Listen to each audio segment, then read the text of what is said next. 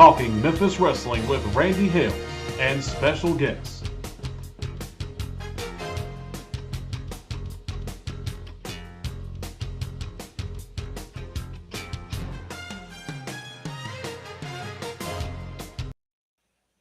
The best laid plans of mice and men go wrong. Hey, everybody, Randy Hales talking Memphis wrestling on the June the 13th edition. All kinds of stuff. We got a ton of photos of the day. We got a rant or two. We got the first takes. We got a video spotlight on part 2 of the Smoky Mountain feud and some classic footage with Bob Armstrong, Jesse James Armstrong, Steve Armstrong, Tracy Smothers, Eddie Marlin, and others. This will be a fun show. Now, I had advertised earlier in the day, we had the panel back together again for the first time in a long time. However, there was issues. Chris had something come up, couldn't do it. And Michael has something come up, and he says he's going to join the show in progress. Hello to Greg Wayne. Hello to everybody. Hey, Lester, what is going on? And Mr. Ricky Kennedy, who it wasn't that long ago, I was in Marianna, Arkansas for APW Wrestling. Jeremy Gibson, what is going on? What is going on, everybody? And what is going on? Pat Trammell, he is here. He is live. He is not at home. But before he does his first take, which he will do to open this show, he will take to telling us what in the world he's doing and where he is and how far from home are you. Good evening. I don't know what's happening with your so-called nothing happening other co-host. I'm at the Hampton Inn in Kennesaw, Georgia, and I can get on here, and I don't understand. We've got to have a discussion with our co-host here. Now, that's live from the Hampton Inn in Kennesaw, Georgia, to see my friends Frank, PJ, Jeremy, Ricky, Lester, all our pals. All righty then. And by the way, is this like a dream for you, Pat? Because you come in here and you cut a promo that nobody will believe. There's absolutely no believability in that at all. That's the number one thing about the heel. You have to make them leave. You have to make them bleed. You have to make them feel it's real. You have to get to their heart. You have to do that. And you didn't do that. Everybody watching knew you were ribbon, knew you were working, but that's okay. What's your first take of the day? I could be hey Jeremy, I could be a heel to you. I can't be a heel to my other co-host. I will tell you, this is an interesting thing that happened to me yesterday. And it just tells you the reach of Memphis wrestling. I was sitting in the office. I don't know if everybody knows, but I had a company, little company, and we sold it to a bank that's headquartered in Tupelo, Mississippi, home of the Tupelo concession brawl. And home of Elvis. That's right, home of Elvis. You can see his the house he was born in, right off what used to be Highway 78, which is now Interstate 22. It's a mile and a half off. I've been there many times. Anyway, I'm sitting in this guy's office, and he's talking about what I'm doing this week, and he's a very senior guy in the bank I'm working for. Very senior executive vice president type guy. And he says, well, what are you doing this week? And I says, well, I'm going to our Kennesaw office, and I've got to do some work, and I've got to interview a couple of people. And then Tuesday night, I've got to do my show. And he said, what show? I said, well, I'm a small part of a get together with a group of friends, and it's called Talking Memphis Wrestling. And he said, you talk about Memphis wrestling? And I said, yeah. And he says, like real Memphis wrestling? I says, yeah. He said, like at the Mid-South Coliseum? I said, yeah, we talk about that. He says, who's on there? And I said, well, I'm a small part of it. I said, the host is Randy Hales. He said, Randy Hales that used to book? I said, Yeah. He said, Randy Hales, a Power Pro? I said, yeah. He said, who else is on there? I said, well, my friend Chris Ellis from Arkansas and Michael St. John. He said, Michael St. John that did color? I said, yeah. He said, how do you know those guys? I said, well, we've been friends for a long time. He said, for 17 straight weeks, we drove every Monday night from Amory, Mississippi, Know it well. South Coliseum. And we would drive to Tupelo when there were matches in Tupelo. And I said, well, those are my pals. He said, you don't know what Memphis wrestling has meant to my life. I said, yes, sir, I do, because it's meant it to mine too. So I promised to get him a book, and we'll talk about that off the air. But that just tells you how long and broad the reach of Memphis wrestling is. You need to tell him to watch the show and come on as a guest, and just tell him probably the best way to watch the show is youtube.com/@RandyHills, or if he's on Facebook, but everybody has YouTube. I will do that, and we'll have him on if you'd like. All right. Great guy. That'd be great. So he grew up in the Amory area. He did. Yep. Amory, right. Mississippi. Very good first take, and it's so heartwarming to see people like us that grew up with Memphis wrestling, and how excited. He knew Michael, he knew me. That's great. And I want to get caught up here. I might have missed some, Adam. I see Lesser Sales. We went to wrestling when it was at Ellis Auditorium, so keep throwing it at me. And Gail Brooks, Crazy Gail, she was at TV5 every Saturday. And then after the TV show went off the air, Crazy Gail was at the Days Inn on Summer, or Brooks Road, or wherever the boys and girls were. Mainly it was wrestling-wise. There wasn't many girls in the territory, but there was a lot of girls at those hotels. But that's a different story for another day. And I love me some Crazy Gail, her sister, Michelle. Great time I know you can get away with a lot of stuff, Pat, online, on streaming. However, what comes on my mind right now with the stories with Crazy Gail and Michelle, there's a Bad Bob's nightclub story. There's a Crystal story. There's a story about the Admiral Bimbo Motel on Summer Avenue in Memphis. As a matter of fact, the story is not with Adam Dunn, our producer's grandmother, but she worked at that Admiral Bimbo Hotel, and the drunk wrestlers and the drunk wrestling promoters used to get on her nerves big time. And I bet that Crazy Gail got a lot of hell from Adam Dunn. Adam, we need your voice. Do you think your grandmother would have given Crazy Gail hell? Or what do you think? Probably, and she probably did. And not only that, did I ever tell you the Bill Dundee story about Admiral Bimbo on Summer Avenue? Pat wants to hear it, and so do I. And so I do want to hear it. Let me ask you something. If y'all know about Memphis, where was the Admiral Bimbo on Summer related to Mortimer's?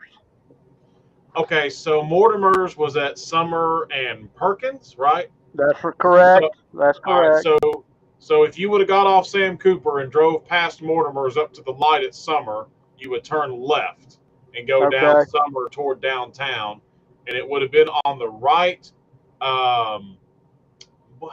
Randy, was that before? It was before you got to Stratford. I want to say it was past Avon.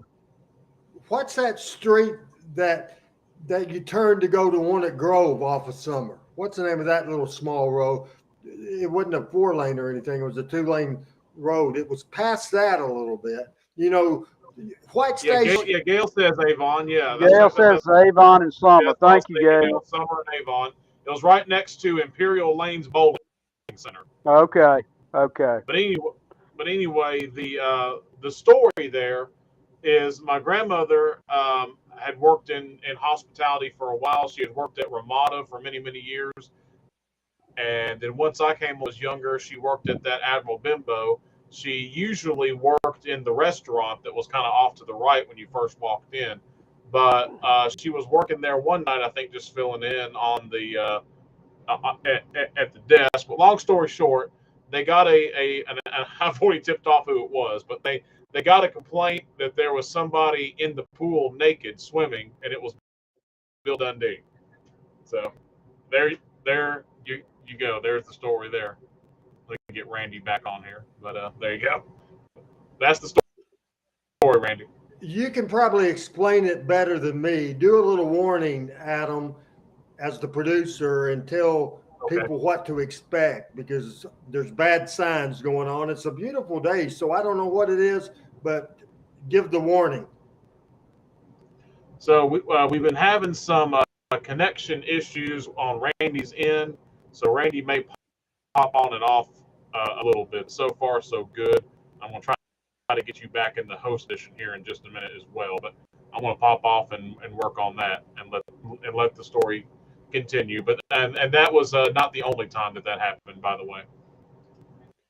All right, good story there. And did he ever tell the story about Bill Dundee? I was kicked off for a minute. Pat, did he ever tell the story about Bill Dundee? He did. His grandmother, Adam's grandmother, caught Bill Dundee skinny dipping in the pool. All right. That's crazy. And that's typical Bill Dundee. And now on my screen, you're froze up. So people, we are having technical. I'm not froze. You're just looking froze. What matters is on the program deal, and on the preview you're waving your hand, but on the screen now it's not. Why are you fucking trying to argue with me? Everything I'm not trying to argue with you. I'm worried about. I'm thinking about our guest here. Do our guest see how many fingers I'm holding up? PJ Gale. Gale can hear.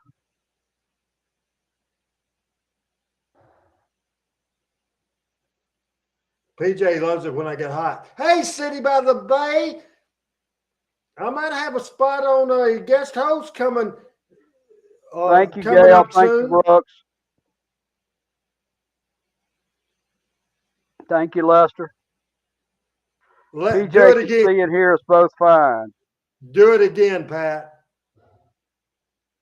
Yeah, you're froze on my preview screen. So we are going to put up a card right now, and I think you'll be interested in this big time, Pat. This is a non-wrestling, Memphis wrestling territory card, but it happened 48 years ago today on June the 13th in Atlanta, Georgia, at the City Auditorium.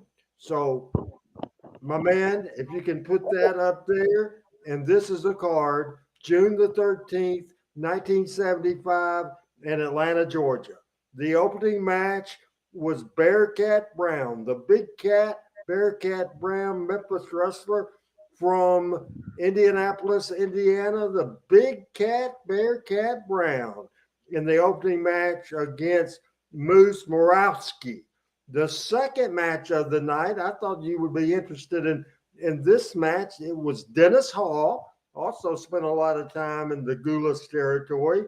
His opponent, and at this point, was a one-time former NWA world champion. He was the second match on the card.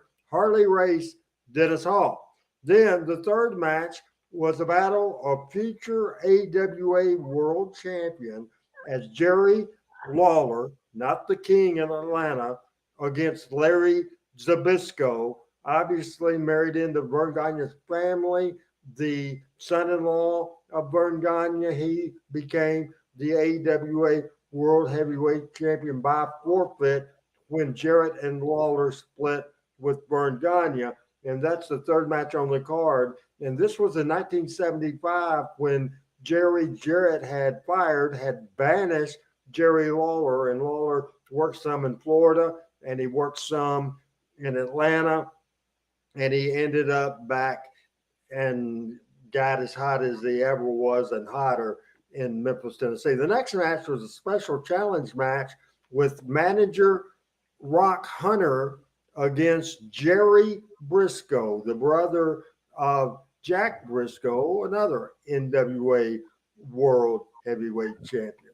The next match for the Georgia Tag Team Championship, Bob Armstrong and Robert Fuller against the tag team of Dick Slater and Bob Orton Jr. So that's the fifth match of the night. There was 14 wrestlers on the card, and the main event of the evening was a Texas bull rope match between the American Dream Dusty Rhodes and Abdullah the Butcher. So my question for you, my friend Pat, is did you ever go to Atlanta wrestling at the City Auditorium? I would imagine you've gone to the Omni, but how far is Atlanta from Birmingham?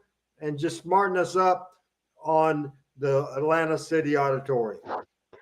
Atlanta is about 2 hours, well, from Talladega, I understand. In those days, I lived in Talladega.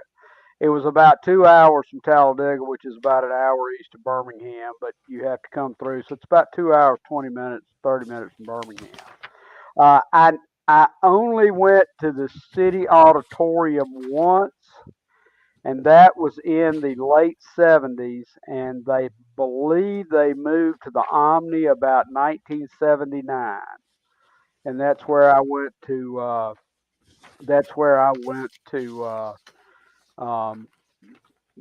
wrestling mostly, is at the Omni. I believe I was at the City Auditorium once. It was a square version of the Mid-South Coliseum. I think it seated about 2,000 people less, if I had to guess. Hello, Walker, watching on YouTube, and we appreciate that very much as we're kind of stretching for time here as we're trying to give Michael St. John the opportunity to come on here. And I thought we'd have a conversation with Pat about our pictures of the day and several things. I was looking at my Facebook, and I picked this out of Facebook, and it's interesting stories involving me, different pictures. And we will open with a great picture of Lance Russell, Dave Brown, and me. If we could go ahead and show that picture, Adam, and that will be great. And there you have it. So this was at a premiere of the Memphis Heat movie, and we had an autograph table, and I was with Lance and Dave, and there's the picture of Dave and Lance Russell with me. And still, I would guess that was probably 2013 or 2014, something like that. Pat, your reaction to that picture? Well, I love that picture, of course, and looking forward this next week to visiting with Shane Russell. Randy, who produced? I don't know your feelings on that movie. I liked it. I think it's wonderfully well done. I saw it at the Malco off of Poplar in Memphis and loved it. I saw it on a Tuesday afternoon. I skipped out of work. Who produced that? Hey, Adam, you're going to have to help me with that. I'm having a brain fart. As we'll wait for Adam to join us on the show. I think it is really, really well done. I think it is I think a lot of the wrestling stuff on Vice, etc., is pretty well done. But I think Memphis Heat is very much movie quality. What was the question, Randy? Who produced Memphis Heat? Oh shit! Put it together. Hey, Randy, the damn poster is in your living room. I know that, but I'm doing a live television. But now we have you both. Y'all, surely you guys can handle. Let me do this. Let me look it up. I'll figure it out. No, I'll go do it. Randy is up and flew the coop and left the set, and the guy that produces is going to be hot. Yeah, you could tell by the way this was going. I needed a break. Randy just took any excuse to leave.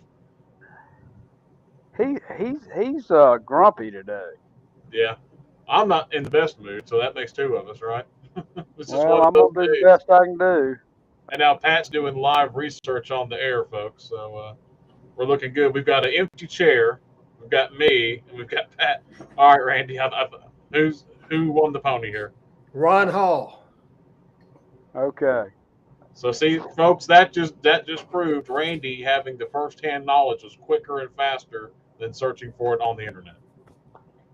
Did Pat say it before I got back? No, he did not. I didn't. I didn't. You're the winner. I didn't. Hey, a lot of good I did as the behind-the-scenes producer, right? Usually when I throw a question at you, you're all on it, right? I know you have never seen that movie, right? I have not. I've seen bits and pieces of it, but I've never sat down and actually watched it. I want to tell everybody a story, and Adam probably has heard this story, and Pat, I'm not for sure that you heard the story. I want to say hello to everybody. I appreciate everybody watching today. We have video, if it works, coming up, and I'm very excited about that for sure.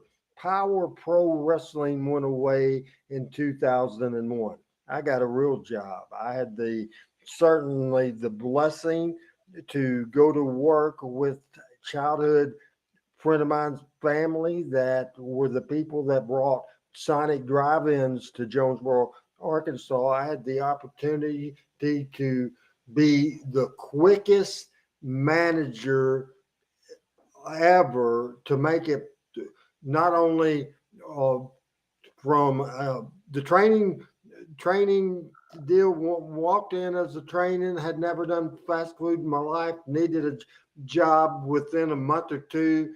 I was the general manager of my own store. Within 3 or 4 months, I was a partner in 2 stores in Poplar Bluff, Missouri. So I did that.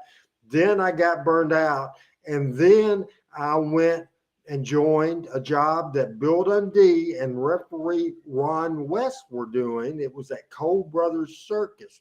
And so we would start in Florida and go to the Carolinas, then go to Maryland and the Washington, D.C. area, and then Connecticut, then New Jersey, New York, all around. We were in Long Island, New York, and I happened to tweet something where I was.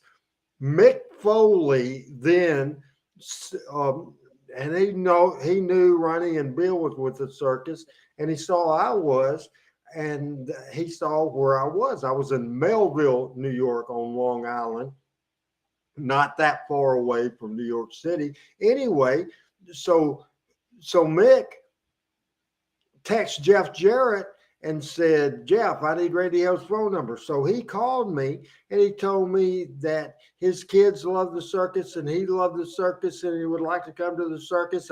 He's cheap too. If he was making $1 million a year, but he wanted free circus tickets. So I hooked him up with front row tickets at the circus. And then we took a picture here at Cole Brothers Circus. This is ORH and the hardcore legend. In the tent, there we are, Mick Foley and Randy Hales. So what's your thought of that great picture there, Pat, my friend? You know, I have always, and I've asked you a lot to talk about kind of your time in the circus. That's been Randy, you've had a life. A lot of people like me who've been a boring old banker for years envy. And you've seen a lot of things and done a lot of interesting things and met a lot of interesting people. And I've always been curious about that. But that's cool with you and Mick there. Hey, my understanding is he is one of the best guys in wrestling. Is that true? Very nice guy. Very nice guy. When he was here in '89, he didn't. And obviously, I didn't get with it. It's because I can understand why he was unhappy with me, because he came in and what ended up getting him over, what ended up making him millions of dollars is the exact stuff I told him not to do and wouldn't let him do. And if you look at it, I'm saying, well, Randy was wrong. Randy was wrong. But if you ask Mick, Mick Mick would think, say, man, and have told me, said, Randy, I wish I would have listened to you. We'd have a crowd of 400 people, and he would do a top rope bump, kind of the stuff the kids are doing today. He would just do dangerous stuff in a small spot show, and I'd chew him out. So Mick and I didn't really get along at that time. We've made up since then. Just a great deal. Pat, we'll have you in a few weeks on the Randy Hales show, and we'll talk a little bit about banking. We'll talk a little bit about your mother and the neat project that she opened up there in your part of the country, and we will talk about my non-wrestling job. Michelle Smith is in the house. Is that Crazy Gail's sister, Michelle? Is that who that is? And look who else is here. Todd Alexander from Paris, Kentucky. All right.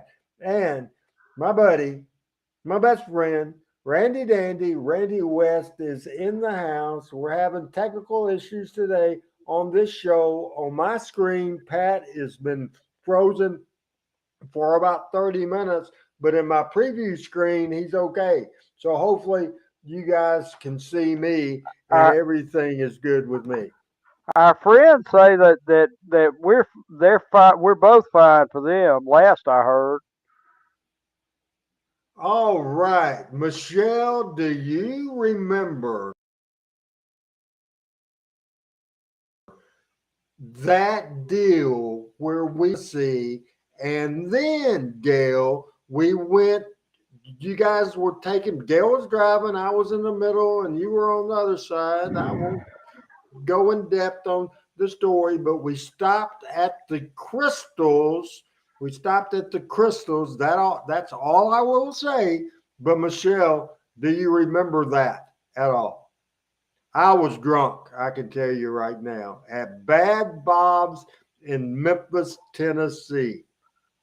Man, I think we need to get away from this subject before I incriminate myself, but I know Randy West is probably laughing his ass off. Anyway, Brooks Tallis, y'all, what is he? Brooks is saying y'all are both coming through fine. That is good. Thank you, Brooks. So we're rocking and rolling, and we'll show another picture. This is goes back to the early 80s, and to me, it's just a classic and one that I prize. It's of Lance, kind of Jimmy Hart in the background, Plowboy Frazier, and me. And so if we can throw that up there. So look at Plowboy Frazier confronting Lance. There's Jimmy Hart in the background. You see Guy Coffey and John Ring at the announce table, and you see that old fire ring bell. It came from a fire station or a fire truck, and you see a very young Randy Hales, right there, and we'll go back for a reaction. That great classic picture for Pat Trammell to talk about. You know, we don't talk enough about, or I don't think. I mean, y'all don't. You know, Plowboy Frazier was he was a real attraction, wasn't he? Yes, he didn't work a whole lot of big time territories, but then worked the biggest territory. They changed him with the fact that Jimmy Hart went to New York, liked Plowboy Frazier, and Vince liked obviously the hillbilly gimmicks and that sort of thing. And he got Plowboy Frazier, who made more money than he ever had in his life, with Uncle Elmer. Yeah, Frazier was a character, man. He was a flat out character. Tell you one story after another. He'd come in and he'd always have something to sell you. I can't tell you, I should have learned my lessons. I can't tell you how many. I know he said it was a Rolex watch, and I knew it wasn't a Rolex watch, but heck, he would sell it to you for $50. So I thought, well, I'll buy it. And I did it 2 or 3 times. It lasted about 2 or 3 days. It was close to a Rolex watch. I will say hello to my great friend Ahmad. Just popped on a few minutes ago. I've never seen the the clip of it, and I don't know if it still exists, but a story that Jerry Jarrett told, and maybe you've told it too, was the where he was supposedly selling, or Lawler had sold him some diamonds, and everybody told him they were fake, and Lawler was kind of leading him around. Do you remember that? Yes, yes, and here Lawler had Frazier when Lawler was the head of the King's Army, Lawler's army, and so he was given Frazier gifts every week. So you go ahead with the story. You're on the right track. Well, my understanding is yeah, Lawler was kind of, and Stan Plowboy Frazier was kind of a, he a very caricature kind of character, a big, strong, stupid country guy, which is a kind of a standard gimmick even in my family. But anyway, Lawler was giving him stuff, and Jerry Jarrett told him, he was giving him supposedly diamonds or something, and Jerry told him, said, Stan, those are fake. Oh no, they're not fake. They're not fake. And I don't know if it was Jerry, but somebody was saying Lawler's leading you on, and so apparently they tried to bust it, and they blew up, and so Stan turned on Lawler.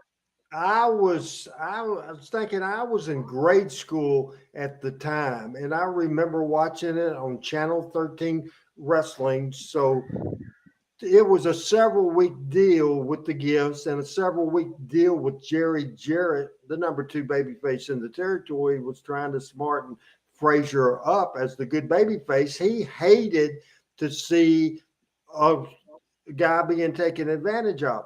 So he caught him out there for the interview.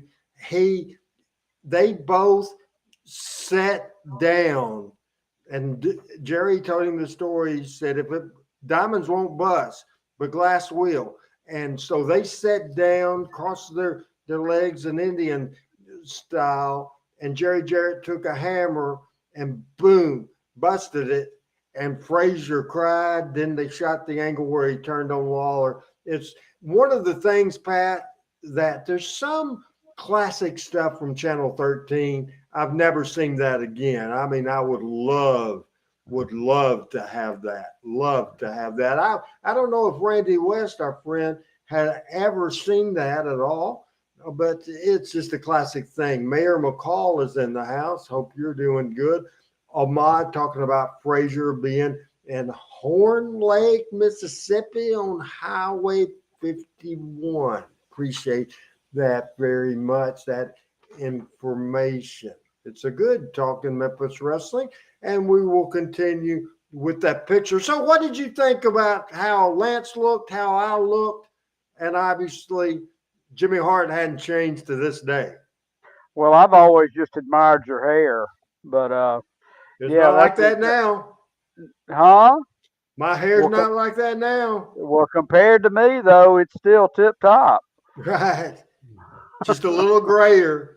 And I just had a haircut last Tuesday, as a matter of fact. Well, you get your money's worth on haircuts for sure. You ready to hear another circus story? I am. I love circus stories. Another Long Island, New York story. Well, here we were. And what happened was my job was the event coordinator and a marketing director. And they had several marketing directors, and I was assigned to the towns in Long Island. Now, we had what was called advanced clowns. We had circus clowns that would perform, but we had advanced clowns as well.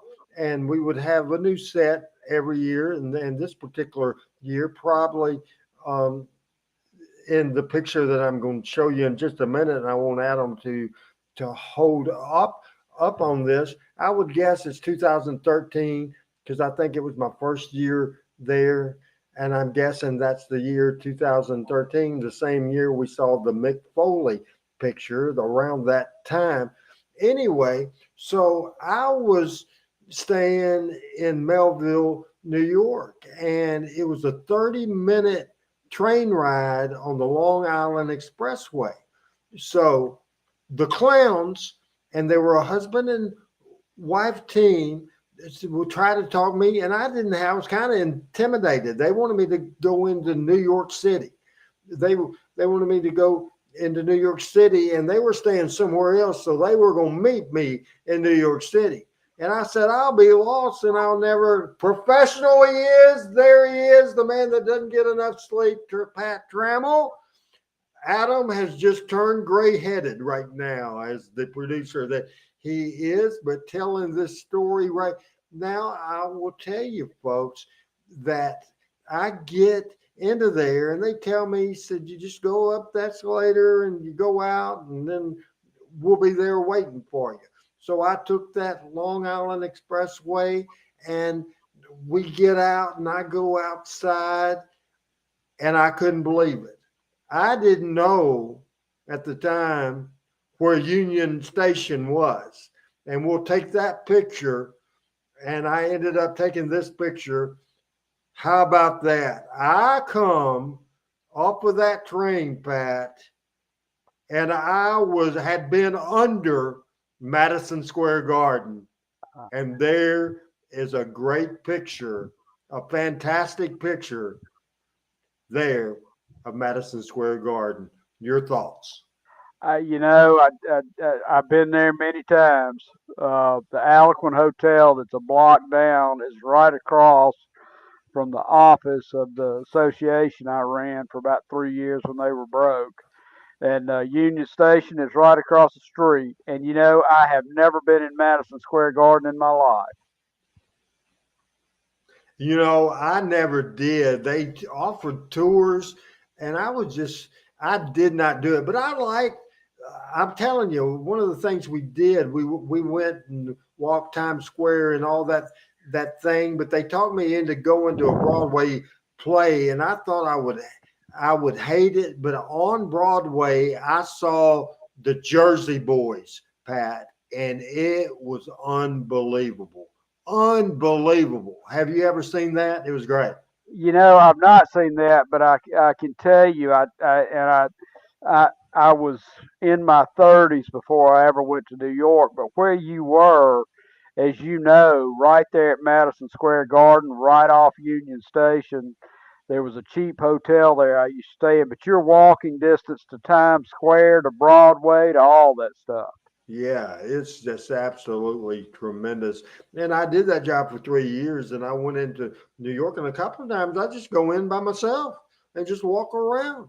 It Yeah, was, it was, it's a different place from Jonesboro, Arkansas, and or Memphis, Talladega, Tennessee. Alabama. Yeah, absolutely. There is no doubt about it. So when I got home after that season was over, then I wanted to go to Bill Street in Memphis and hang out. And I went by some of the things that I had missed, and I posed in front of another famous arena, and we want to show that as well. The Mid-South Coliseum. All right, The home. house the king built. Now it don't look that good now. They have plywood on the front doors, and it'll make you cry every time you go through it. One of the times, and you were aware of this, Pat, and this somebody that I misses, a guy named Sean Reedy produced a podcast called Booking Memphis Wrestling with Jerry Jarrett, and then he talked me into doing a podcast, and that's when I first started doing this stuff. And I wanted to show you this. This was our artwork for our podcast. It was called Memphis Memories with Randy Hales, and that Mid-South Coliseum in the back of that. So what do you think about that little graphic there, Pat? Well, I love that, and I listened to your podcast before I ever knew you, and Good. with Sean, and um, kind of the way I got in touch with all of y'all is Sean reached out to me on Twitter and asked if I would be interested in being a guest on Jerry Jarrett's podcast because I had commented a couple of times. And so I did. And that Jerry's podcast is still up, but when I click on there, nothing happens. Right. And I'd like to have a copy of that if you're still in contact with Sean, but that's how I got in touch with you ultimately. You know How what? we got to be friends.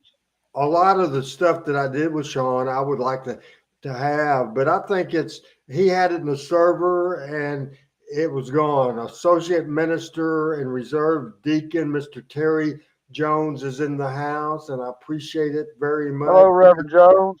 He is here from YouTube. We appreciate our YouTube people on here as well. As we continue, this is still the stretch period. I don't have a text from Michael, and we'll get into the video section of this show in just a few minutes, but a couple of other pictures. And I think this one took place in 2015 and 2016 after the circus went away. Then Jerry Lawler was opening a bar and grill. Jerry Lawler, King Jerry Lawler's Hall of Fame bar and grill in Memphis, because of the Sonic experience that I did.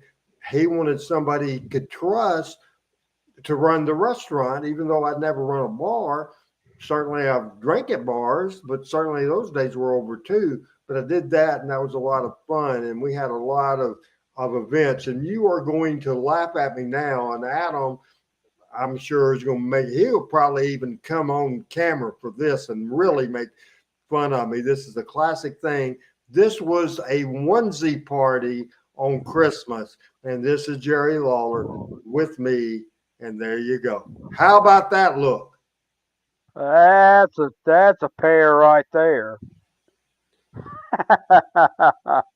Those shorts he brought me, the pajamas I bought, and then the Santa Claus hat that I still have to this day, Pat, he brought me that too. So we had a lot of fun there, a lot of fun. And that's in the VIP room. And you see how cool that's decorated. We would have VIP parties and special guests we'd take down. Can you see just a little bit about how cool that's decorated? Oh yeah. Oh yeah. That is a cool thing. The last of I got two more pictures. I'm going absolutely. He goes to that one, and this is the inside of Jerry Lawler's Hall of Fame bar and grill. Dave Brown was there. That's right by the bar, and we had 8x10s all the way down that secondary bar, and that's me and Dave Brown. And he's looking at the picture that we showed a few weeks ago of Jerry Jarrett in the ring and me there to take his jacket. So that is a good picture as well. Good picture as well. I want you to skip now, Adam, to the Goulas picture, because we showed it a couple of weeks ago. No, I didn't want to go that direction, but I guess I can. The Goulas artwork was what I was looking for, but since you've gone that way, I can go with this. This is Luthez and Lance, isn't it? Luthez and Lance Russell. I found this on Facebook a long time ago. Then I emailed it to Lance, and Shane has recently put it back on Facebook. This, we are assuming, was from the late 50s, something like that. And Rusty, Lance's oldest son, and Shane and myself think this was probably in Jackson, Tennessee. This is before Lance went to Memphis TV, because he first did wrestling at Channel 7 in Jackson, Tennessee. So that's a great picture with his favorite wrestler of all time, the great 6-time former world champion Luthez, who was born on April the 24th, 1916. He passed away April the 28th, 2002, at 86 years old. He made his pro wrestling debut in 1932. He retired, listen to this, debuted in 32, retired in 1990. He first won the NWA World Championship for the very first time, defeating Wild Bill Langston in 1949. His last run as champion was in 1963 when he beat Nature Boy Buddy Rogers in 1963. And at the time when he won that title, he was 46 years old.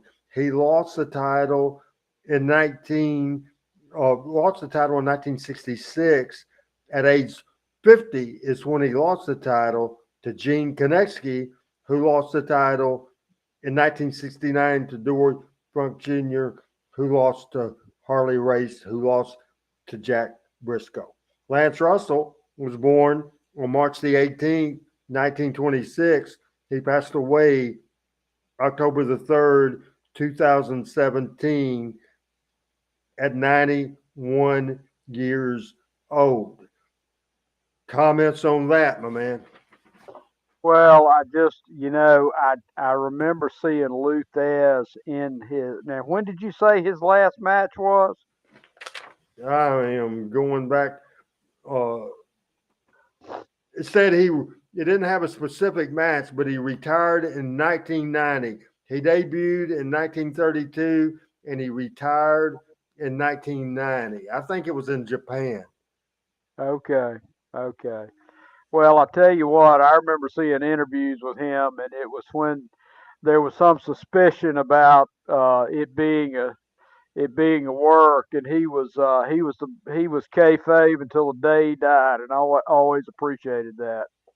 Oh, the business was a whole different thing, and I'm going to go ahead, Adam, and put the picture I was talking about. And Can I make a comment to PJ? Yes. PJ, I'll DM you on Twitter if you're talking to me about that. Then we'll figure that out. There we go. I found this on Facebook, and this is artwork, obviously done by Jerry Lawler, and I want you to name, and we showed it a couple of weeks ago. Put your glasses on, and I want you to name, starting with the top left, going down, then go to the middle, and then go to the right. Oh my goodness. Let me get my glasses on.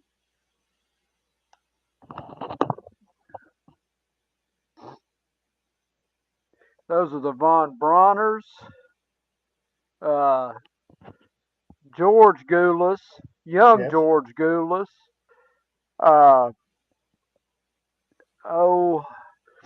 There's my friend Ken Ramey and the interns, Lawler, Jim White. That's Nick and Roy, Jackie Fargo, Jerry Jarrett, Tojo, Eddie Marlin, and Lynn Rossi. That is what year was that done, Randy? I would think early 70s. It's a classic picture. Classic picture for sure. When was Lawler's debut in Memphis? Around 1970. Okay. All right. Yeah, that is good stuff there. All right. I don't know if you had the opportunity at all as Pat's taking off his glasses and he has that gimmick so that he won't lose his glasses. Anyway, Pat, I sent some video to Chris Ellis, to you, and to Michael St. John as a homework assignment. And one of the things that I did was that I wanted you guys, because obviously I have strong opinions on this subject. There is 3 local wrestling companies in Memphis, Tennessee right now, all on Channel 30. VCA Wrestling is a 30-minute show. Bluff City Wrestling is a 30-minute show. And Dustin Starr has Memphis Wrestling, or Championship Wrestling from Memphis, and it was a 30-minute show as well. I sent you the openings of both shows, Bluff City and also, and Dustin's show is a 1-hour show. Anyway, I sent you the open to both shows. I know you've been busy lately, and it's just been you and Meg. You've have a extra personalities at home lately. Did you have the opportunity to watch any of those videos? I did. Yes, I did. I did not watch VCA because I don't think you sent me that. No, I did not. No, Okay, I did not. I watched Bluff City and I watched Dustin Starr show. Well, do you know the short comment that Michael, when I sent it to Michael, and you know what he texts back? Are you there? Yeah, yes. he texts back, well, that's the drizzling shits.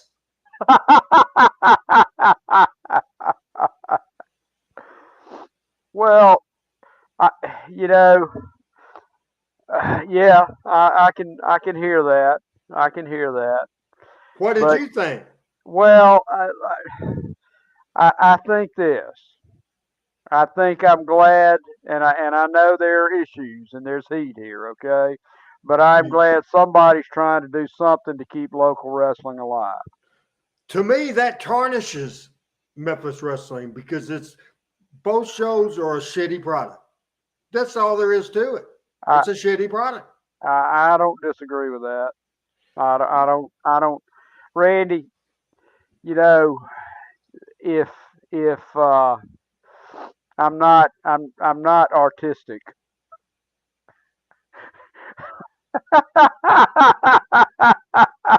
our friends can't see what Dustin just said.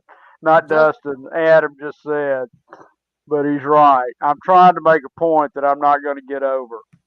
No, you're not going to get over defending that piece of crap. To me, I'm not defending it, but you know, if you love it and you're trying to do something with it, you know,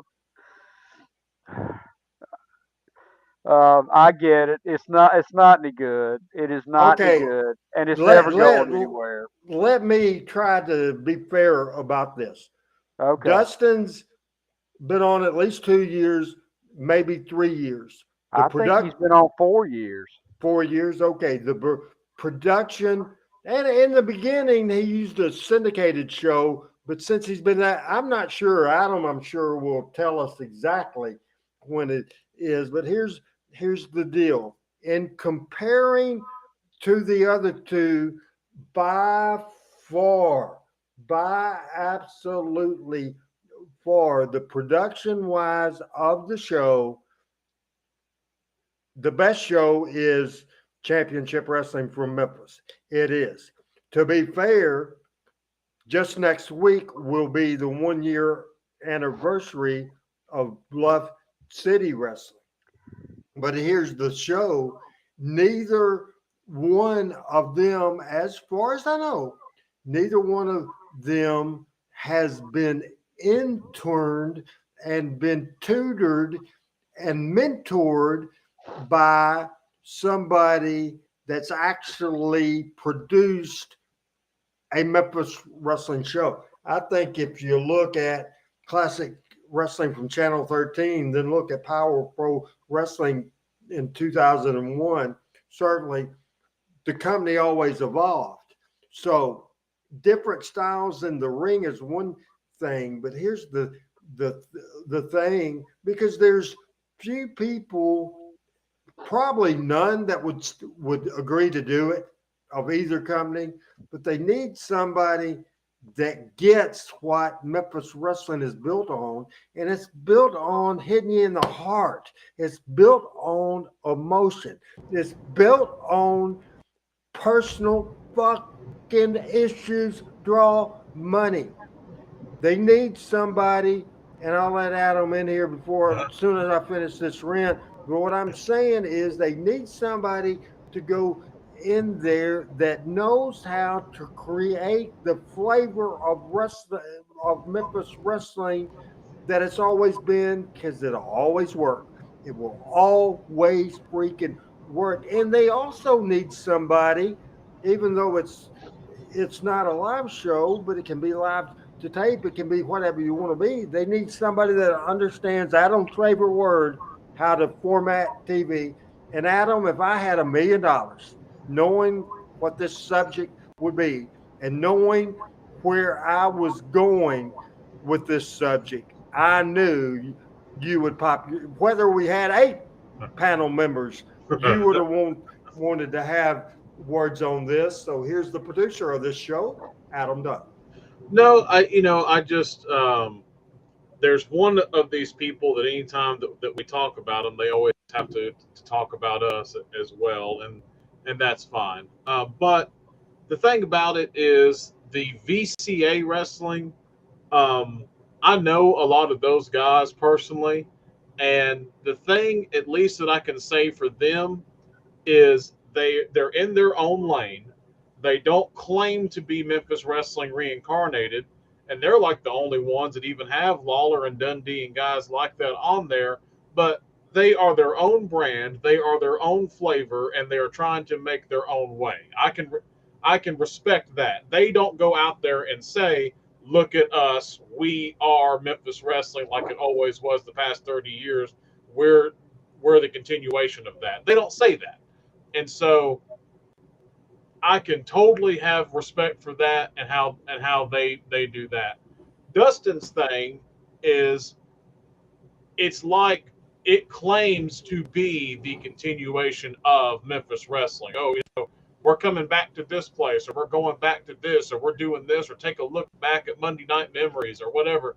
And it's trying, but they do it in such a way as if like that was them, and that they were a part of all of that back then, and it wasn't. And I think I've always said that I think it would just be better. I mean, hell, call it 5-star wrestling, call it whatever you want to, because the show is all about him anyway. But go your own path and just don't try to live in that shadow. It's not there. And like what Pat laughed at earlier. At this point, yeah, it's like abuse of a corpse. Like, just stop, let it go. That's not what it is. We understand honoring the past. And hell, Randy understood that 25 years ago. Power Pro Wrestling, Memphis Wrestling with the new twist. He got it. He wasn't 1970s Channel 5 wrestling. He wasn't 1980s. He wasn't the USWA stretched out. It was a new thing, and he presented it that way and blended the old with the new. That's kind of why it still sticks out today. But again, and I made this point, I think, last night, and I'll just make it again quickly. The difference between the wrestling now and the wrestling then, Lance Russell, Dave Brown, professional announcers, Michael St. John, professional broadcaster, James Estes, or whomever it was that was in the control room, a professional director, professional camera people at a real TV station, Jerry Jarrett, Randy Hales, Lawler, Dundee, whoever was laying out the show, professional wrestlers that made their living in the wrestling business, laying out a TV show. And it was live. It was a live television show that was laid out as a television show, whether it was CWA, USWA, 90-minute infomercial, get you to the building where we go and make our money. Power Pro, weekly episodic television that was presented in that way. It's a TV show first. The wrestling fans out there shoot me for saying that, but it is a televised wrestling program. It's not a wrestling program that you cut up and put on TV. There is a difference. And I'll get off my soapbox. Production-wise, the Dustin Starr show is better. Production-wise, Dustin's show is leaps and bounds better because I guess with their affiliation with that United Wrestling Network or whatever, they kind of all use like the same graphics package. And so, and I don't know who edits that stuff for them. I don't know if they do it themselves or whatever, but they kind of have like a template there that they kind of stick with. And so, yes, and I know if that Terrence Ward guy has anything to do with it, he usually does a good job on doing wraparounds and doing production and stuff like that. He's good. Yeah, so production-wise, yeah, it's leaps and bounds better. And then a lot of times when these other shows come on that aren't as good, it just makes it, even by comparison, look that much better. But the television business is totally different. We're talking about back in this, all the way up to 2001, the TV station paid you to produce the program. The Right. TV station sold the spots. And if what Johnny posted is true a couple months ago when Channel 30 wasn't worth having, and now he's back on it, that only 5,000 people watch it, I don't think y'all would have showed up for 5,000 people, back then. Now streaming's different, and maybe they get different and better numbers on that now. Who knows? But live television now is actually easier to do than it's ever been. It's an internet connection, and you're on the air. You don't need a satellite truck. You don't need a microwave link. It should be easier to do a live show now. But a lot of that stuff, and Randy, you was talking about this earlier, and I think the one show in particular, I don't think anybody that does the Memphis wrestling show now thinks anything's wrong with it, and I don't think they think it needs any help. I think that's the big number one issue.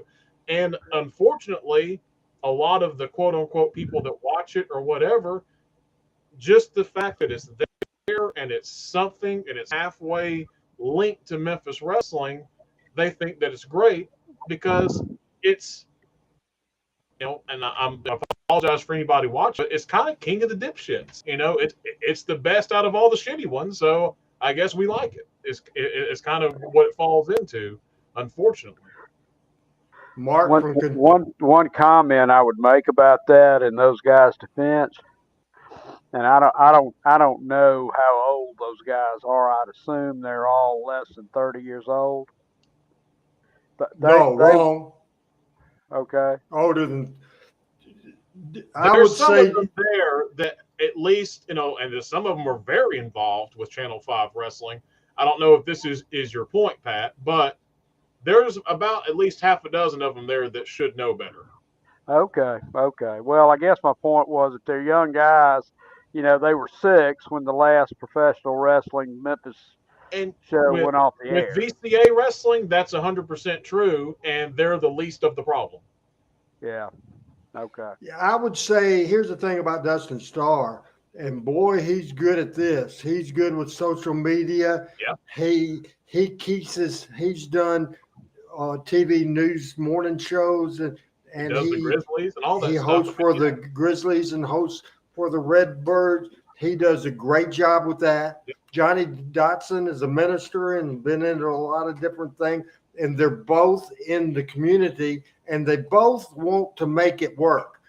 Their vision of what makes professional wrestling work, because I can tell you that I realize my era is a long time ago and I'm 60 years old, but I'm experienced in booking a real wrestling television show, and I have a track record of that, and I have a track record of evolving through times. So we wanted to cover that. And now you're just going to have to follow my lead on this, Adam, because we will be doing a lot of stopping and going on this thing.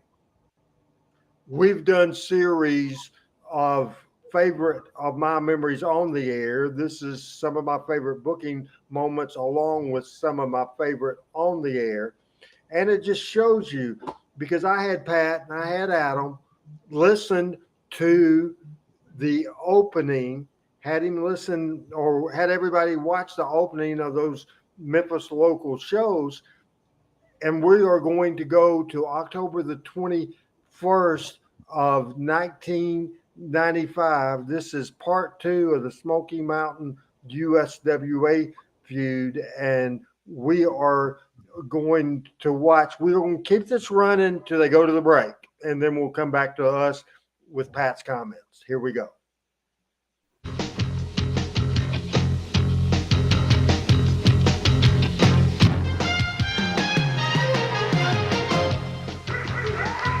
Hello again, everybody. Lance Russell with Corey Macklin right alongside, ready to go with another big USWA Championship Wrestling. It's good to be back. I want to say right here, Dave is not going to be with us today. He will be back next week. We send our condolences out to Margaret Brown, who lost her father in there, and we're thinking about you, and we'll be looking for you back here next week. Corey, I go out of town for 2 weeks. Son of a gun, what in the world have you let happen? Oh, boy, these Smoky Mountain Thugs and Bob Armstrong around. You saw just a moment ago what happened with Randy in there. Yeah. Absolutely awful situation with these guys. But let me tell you, today, what a day of wrestling. Too Sexy Brian Christopher going to be right here with us today. We'll be seeing Brian in action. Also, PG-13, JC and Wolfie right here in action today. We'll be looking at Axel Rodden and a bunch of it today, buddy. All right, I'll tell you one thing. The action just never slows down. We've got it all lined up.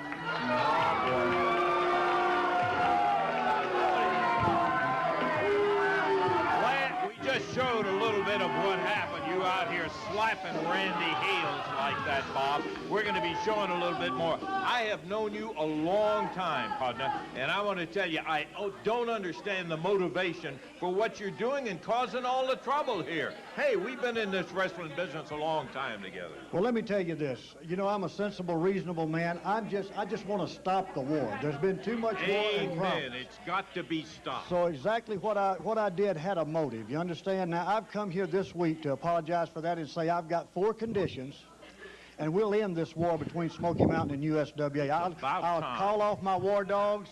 We'll end it if you'll just go for these 4 conditions. Now, let me read them to you right now.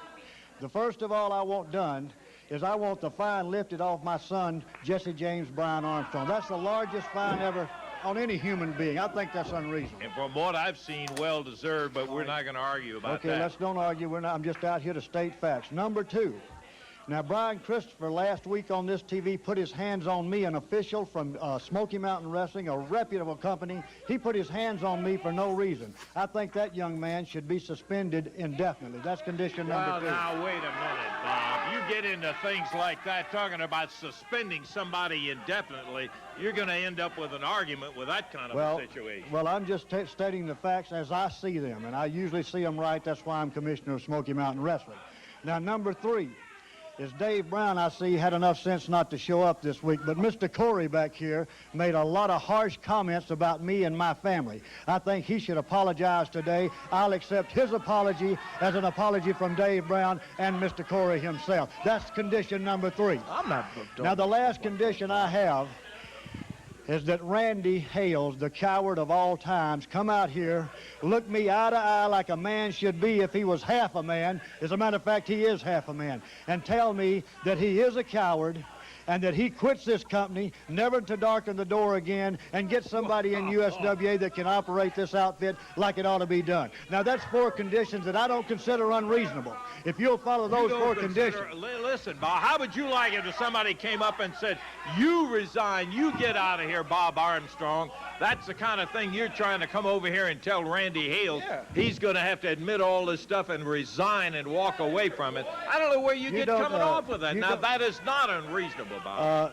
You know, I'm not a greedy man. Just grant me these 4 conditions. The war's over. Nobody else will get hurt. And we'll go on from there, and we'll remain friends, Lance. No question about it. That's all I've got to say. Thank you. No question. Well, yeah, he walked off after making 4 conditions out there that are totally unreasonable. We're going to take a break. We'll be back. We got lots of it in the ring in a minute.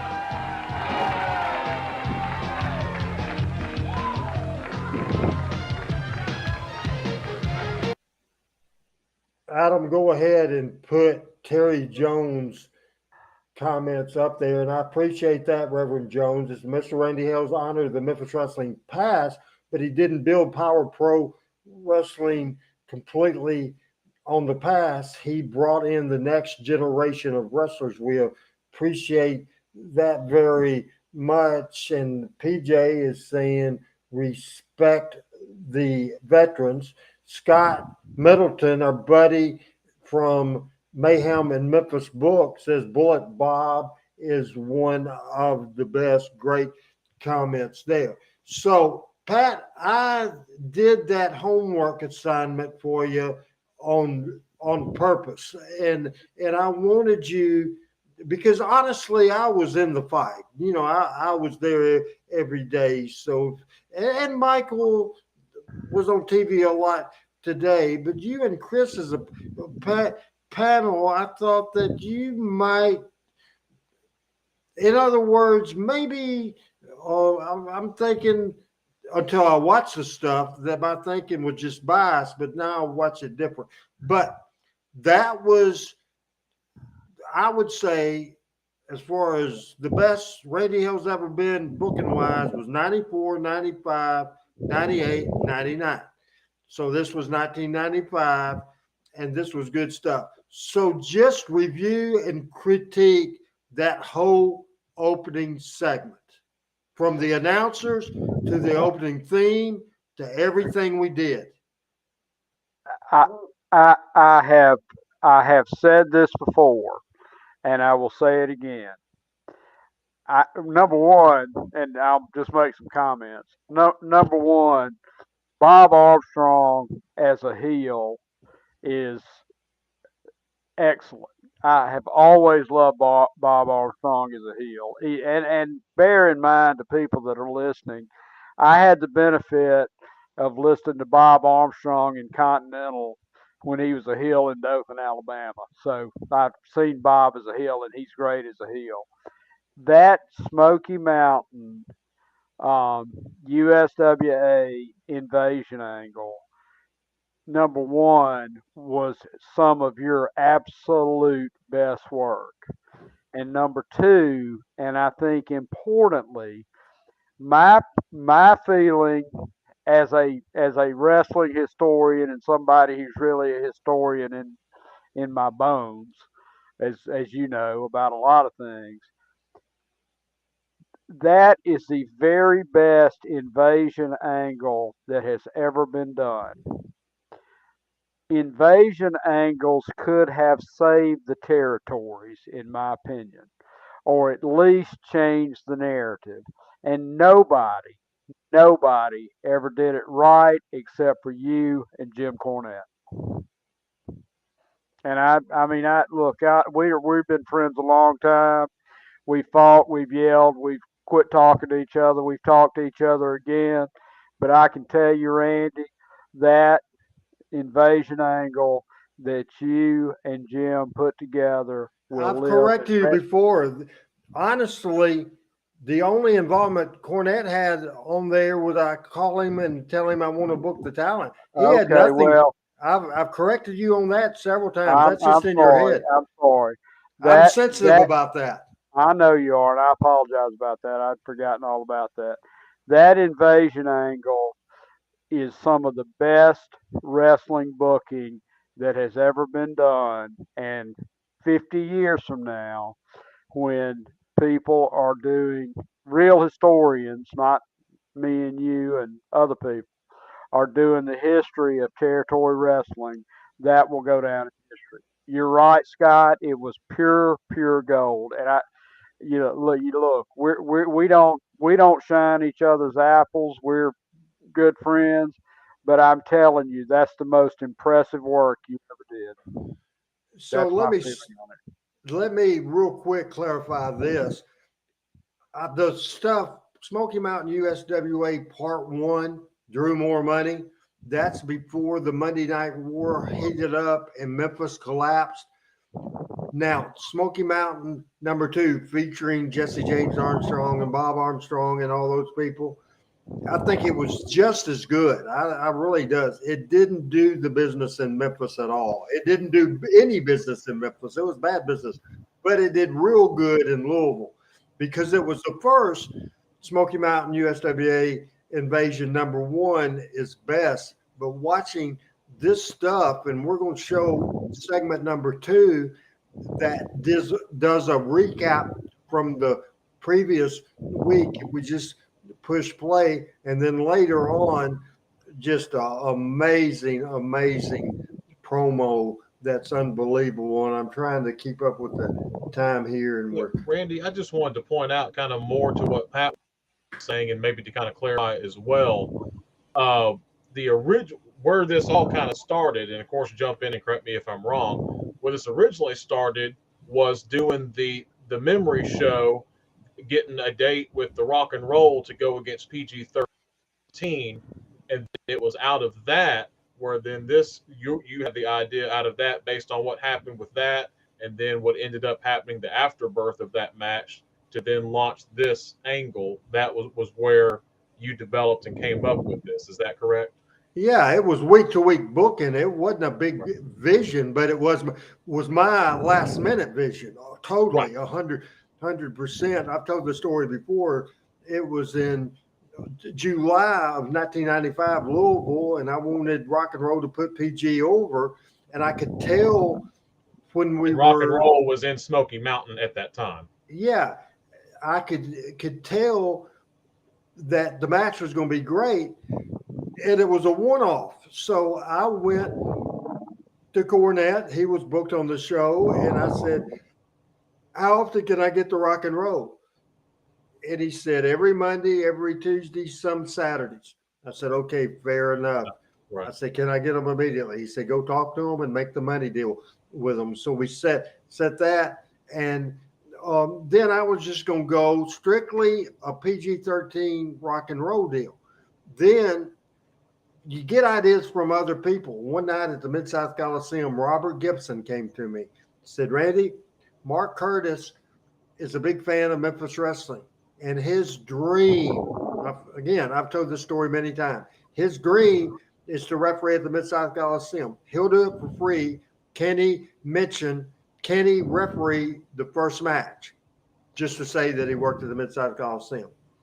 I thought Robert was going to hit me, but then he heard the rest of the thing, because right then the whole deal clicked in my head, right when he said that. Already given a finish for the match, already given a finish for the PG rock and roll match. Everything was done, but he said that, and I said, "No, can't do that." He looked at me like he could hit me, and I said, "This is what we'll do. We'll have him referee your match with PG. We'll do a deal where he'll cause the screw by being the Smoky Mountain referee and cheat you. I'll come out and hold the thing up, and I'll protest." And I said, "And we got a promotion war going on." So did that explain it? Totally. Yeah, I was wanting to get more of the explanation of where that was birthed from and how we got there. And so, yes, thank you. And I think that kind of helped answer Pat's question also. That's right. And I knew when I got my opening date, I knew my out date, because I knew fairs were coming up and I couldn't afford the guarantees. So I thought, I'll build this thing to a 10-man or a 12-man Rage in the Cage match as a blow-off, but I didn't know who was going to be in it. And we added the Armstrongs, and we added Terry Gordy and Tracy Smothers and Buddy Landell, and it was just a tremendous, tremendous thing. I want to comment on part 2, which is going to be easy to find. And then the main thing that I want to show everybody, you have to see one of the best babyface interviews, and it's real, people. It is real. But I'm getting ahead of myself. Part 2, this recaps the week before, and this is more great work from the great announcers on this show. And the recap has some Dave in it. So let's watch that out. Stipulations from Bob Armstrong. I agree with one thing Bob says. This has got to come to an end. It's just absolutely too much. You heard the way Bob described it. We thought maybe it'd be better if you took a look with your own eyes and see what happened here. I haven't seen this, so I want to see what happened last week. Here it is. Adam, after we come out of this, I want you to in the background, keep it running and monitor it. If something looks exciting, I want you to put it immediately back on the air. Unforgivable mistake. You've messed with my son, the blood of my loins, who sprang to be a champion. You're champion.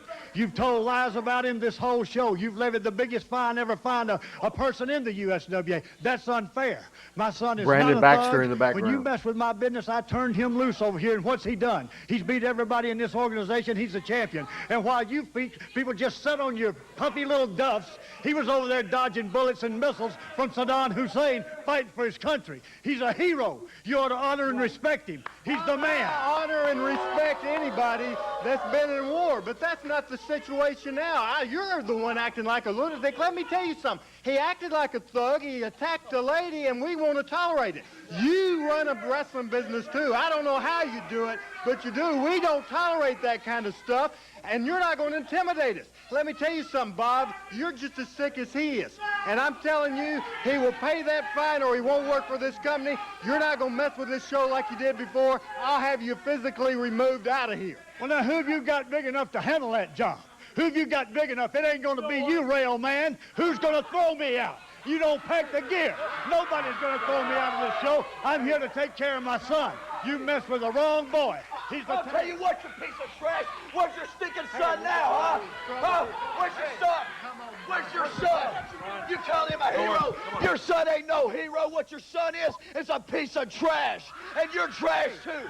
Now you're making a mistake. Now you're messing with my son. Nobody does that, mister. I don't care who you are. That's because your son's a lowlife, and if you're going to stand out here and call him a hero, then you're a lowlife too. Your whole family is nothing but trash. Come on. Look out. Hey, come on. Oh, Brian's got Bullet Bob Armstrong, and here comes Jesse James Armstrong from behind. The Road Dog. Jesse James Armstrong nailed Brian Christopher from behind. Brian Hey, pushed him over how his you back. doing? Welcome back. Watch out, Bullet Bob Armstrong right behind you. He grabbed Brian by the throat. Got to get some help out of here, Brian. Let's get this going. Come on. You and Baxter, get out of here. Started the whole thing. Look out. He's got a chair. Oh, boy. Look out. Armstrong from behind nails Christopher with that metal chair. Now the Armstrongs double team Brian Christopher. Baxter's jumping on Randy Hales over here. Brian Christopher lying on the floor while Baxter is beating up on Randy Hales, keeping him from breaking up the action. Here comes Tom Gilbert out. Both of them down in the middle of the ring right now, and Armstrong, this upsets me. Randy West edited this video. Baxter just tossed the chain in there. Jesse James with the chain. Well, Bullet Bob Armstrong has the attention of referee Bill Wright. Armstrong now Tom Gilbert too. Here comes Christopher. Brian Christopher in, and Baxter jumps on his back. Well, now that's going to be a disqualification on Doug because the referee didn't see the chain. He just saw Brian Christopher jumping in there. Here comes Miss Texas after Brandon Baxter. Oh, look at Miss Texas. He's got Baxter. Going up to Baxter. Bob Armstrong's in there struggling with a chair from Christopher. Miss Texas down on the floor to Baxter. Look out, Heavenly Bodies have jumped in there. We got all kinds of people jumping in. Is that Steve? That's Steve Armstrong, isn't it? Steve Armstrong, yeah. The Armstrong family seems to be here in force today. Bullet Bob in there, Steve Armstrong. He hit Brian Christopher with a pile driver. Oh, boy. Armstrong leading the younger Armstrongs on here today. Steve and Jesse James, led by their father, Bob Armstrong. Axel Rotten, the Heavenly Bodies, and who is that Stephen Dunn over there, have blocked the door from where help might be coming. Come on. Here comes PG-13 trying to come through, and they're waiting for him and there. the Spellbinder, but they can't get through. Come on, they got Miss Texas. Baxter working on Miss Texas again, being held by Steve Armstrong. Bob Armstrong just chopped Brian Christopher. Here comes Billy Jack Haynes. We don't need him here. No, we sure don't need Billy Jack Haynes to add to the problem that we got here. He steps into the ring. Shakes hands with Steve Armstrong. Whoa! He short clotheslines him. Shakes hands with Jesse James Armstrong. Puts him down to the mat. Billy Jack Haynes. Leading out the Armstrong. Look at Baxter. Baxter's going into shock over here. Look at the finger pointing. The finger pointing by the Armstrong. Hey, you see that? Man, I got to tell you, a little different than the story that we heard from Bob in there. Billy Jack, I was stunned at that. We're going to take time. I'll be back in just a moment.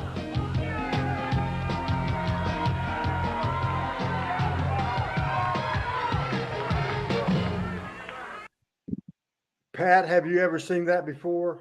I had never seen that one. No, I'd not seen that piece of it. I never knew Billy Jack Haynes wrestled for you. Yes, he came in earlier in 1995. He sure did, and it was a heel, and then worked a program with Brian Christopher, and then we wanted to go with. We had switched him for a little bit once before, and then we did it all the way there. Billy Jack wasn't here but 4 or 5 months. He was just a great talent, as Reverend Jones says, rest in peace, Corey Macklin and Brian Christopher. So talk about the face-off. Let's first of all talk about the face-off, Pat, between me and Bob. I mean, I think that's just two people that know how to cut a promo on each other, and I mean, talk to us that aren't in the business. How spontaneous is something like that? I was going to ask you, and I will, and then I'll answer your question. I was going to ask you, by watching that, how many words do you think were scripted during that deal? You know what? Knowing the time, I would say the first 5 sentences, and then y'all went off. Not even that. Not even that. Yeah, I know, Adam, because I laid out the TV. We would give them bullet points. We would get, and I would give myself. No pun intended. Yeah, no, no. Bullet Bob, yeah. Yeah, I got throw off there just a second. Let me get my composure back. I don't usually lose my composure unless it's a Pat. Anyway, it wasn't scripted. That was the beauty of it. But we all knew the story, and we all knew what we were going to do later in the show. I want to look at these comments, and this one says today in WWE or AEW, they would stop and pose for the hard cameras 100 times during the brawl, breaking the illusion that it was a real fight. And I think this is all the illusion of a real fight. And Pat, as you were talking about, it was a real wrestling world or war. And, I had myself into the story because Eddie Marlin had, because of issues you will hear in a little bit, was just not coming to television. And we need somebody as a spokesman for the USWA. So that deal was good. And then what did you think about the brawl? What did you think about when Brian came out, and then when Jesse James Road Dogg came out and Steve came out and the whole 9 yards? It was a wild, wild action. It was a Tupelo concession stand brawl without there being a concession stand there. Great stuff. You could hear the crowd, the crescendo growing on that. Love that. And I just wanted to explain the show that I put up, and be sure, Adam, to monitor that preview thing. I want to make sure everybody know that what I have, and I posted on the Randy Hales YouTube channel, youtube.com/Randy Hales, this entire show. This was the show we did for the bicycle. This is not the 90-minute show that played in Memphis. This is a show that played in Nashville and Evansville and Louisville and all the other markets in the territory. This is the 1-hour show. And this particular show, just the format of the show. And I wrote that down somewhere, and I want to get those notes out there. So segment 1 was the USWA Open, and then it was Lance and Corey doing the opening. Lance mentions why Dave wasn't there. Bob Armstrong comes out and gives the 4 bullet points.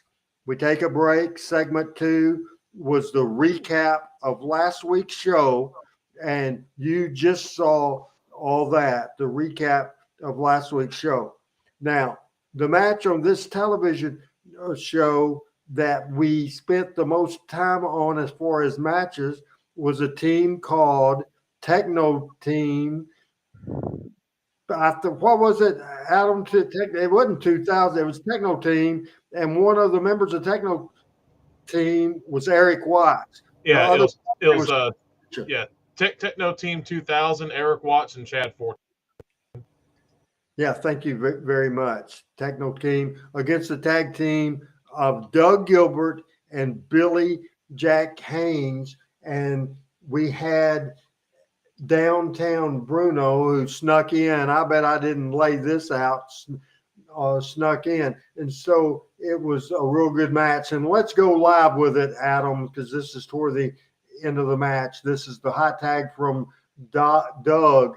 And here comes Billy Jack Haynes. Elbow.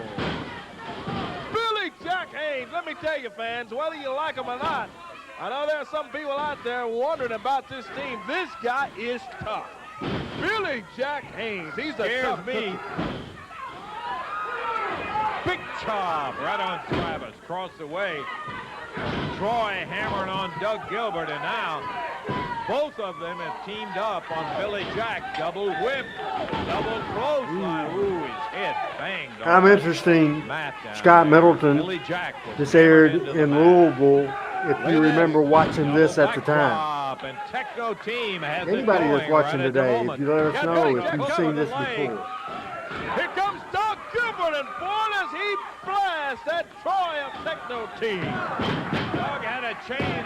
He got him, yeah. 2, 3, got it. I just always thought it was funny, and of course, Randy, you didn't give him the name Techno Team 2000. WWF did.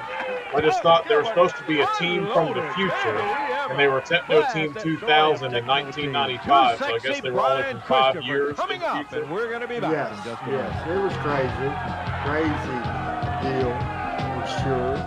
Hey, Tanner, what's going on? You missed some of the greatest stuff you will ever see in your life as this watch party today as we're talking Memphis wrestling. I just wanted to break in with that, Pat, real quick as we will continue. And we had that match on this show from October the 21st, 1995. And again, that was a team of Billy Jack Haynes and Doug Gilbert defeating Techno Team. The next situation is the Shadow, who was one of a good friend of Eddie Marlin, and we're having technical trouble here as far as my picture, and I understand that. Brian Christopher wrestled the Shadow, and then we had an interview with Brian Christopher with a lot of chaos, and certainly after this match is over, I want to see the chaos right there. But as far as interested in knowing how much you have followed the career, Adam, and I know my picture looks crappy. If Adam can write me directions if I need to get a towel or what I need to do. This is Pat Trammell talking about what he knows about Eric Watts. You know, I think what I've seen of Eric Watts was when Bill Watts was running WCW, and you know, he gets a George Goulas kind of rap. I mean, the guy was a Division I quarterback, and you know, I never thought he was that bad. But I never thought he should be top of the card either. And that's I had not seen a lot of it. I'm curious as to your feelings on him. I don't know what he was like in the dressing room. But you know, he was just a guy that was pushed too soon. And, you know, just from my layman's perspective, a lot of guys get pushed too soon. And sometimes they get pushed too soon and they have to step back, and then they get a normal rate and they can build themselves to the top. But I just think his dad pushed him to the top too soon. Now, he was not the disaster George Goulas was, but I think he probably got too big a push too soon. And Randy, I have no idea what you feel about it. What I feel about it is that he came in and he argued with everything that I had him do. With every single thing, and he said, well, my dad thinks this, my dad thinks this, my dad thinks this, and I said, your dad is not running this territory. I know what works in this territory. What works in this territory is not what works in that territory. I thought he was a good worker, and I saw potential for him to be better and be a bigger star than he was. Tanner asked, was this before or after Billy Jack was with Smoky Mountain Wrestling? He was part-time in Smoky Mountain Wrestling. I had sent him there.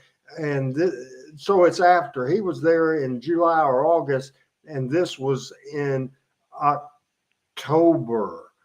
Very interesting situation. And now we will return to this show now, and we will listen to this interview and watch the big smiles. They're hanging around here, Brian. How'd you like that super kick there, Corey? It looked real good. Well, Corey, it's good to see you today. It's good to see Lance is back. But you know, Lance, I don't know if you were watching last week or if you got to see everything, but I know that you heard, and I know you were here and saw, that we've had another invasion by the Smoky Mountain group. All the wrestlers there in Smoky Mountain, once before, they came in here to the USWA, and they tried to run over everybody and take over this corporation. Well, hey, now, Bob, wait a minute.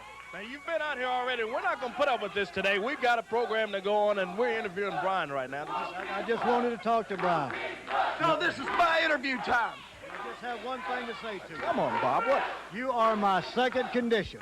Now, have you been fined? Has Randy Hales put a fine on you?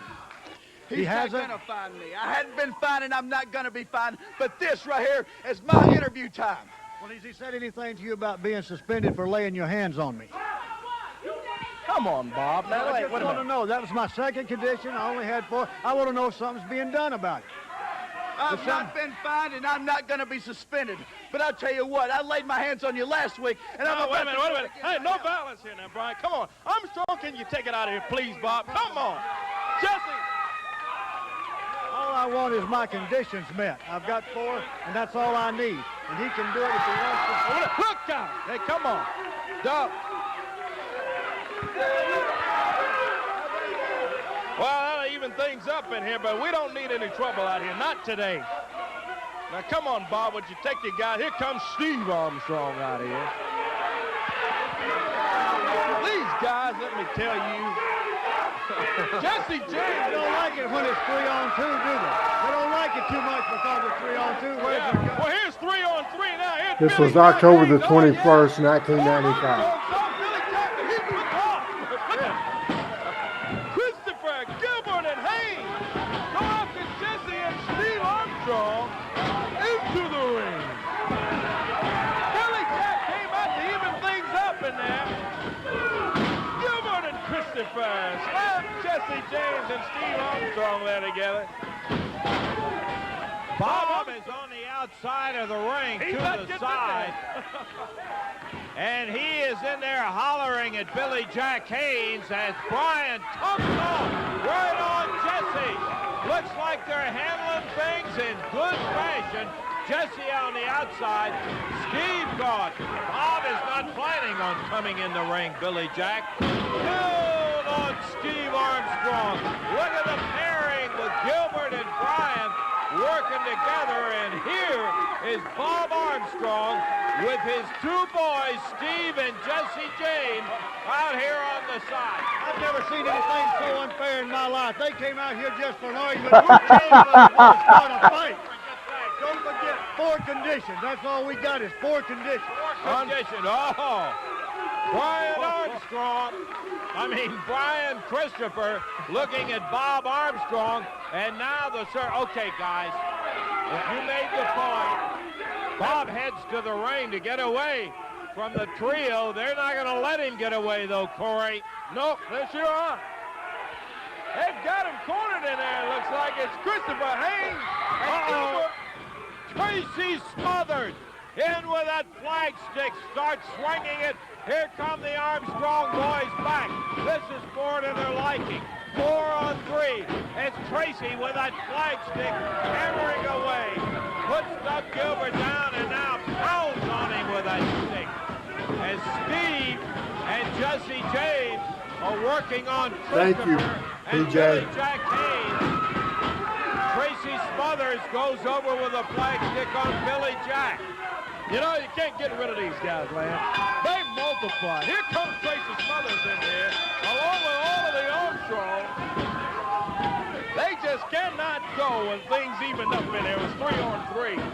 And Smothers comes from the back with a pole. Got that flagpole in there. Billy Jack Haynes with it.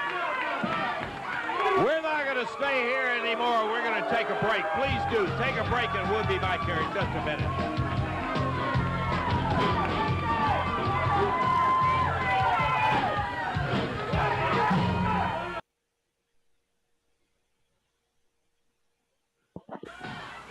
Well, our day is made. We're going to see the Armstrongs out here again. One thing about it, with all of the rudeness and all of the things that those guys pull, they are tough and can wrestle.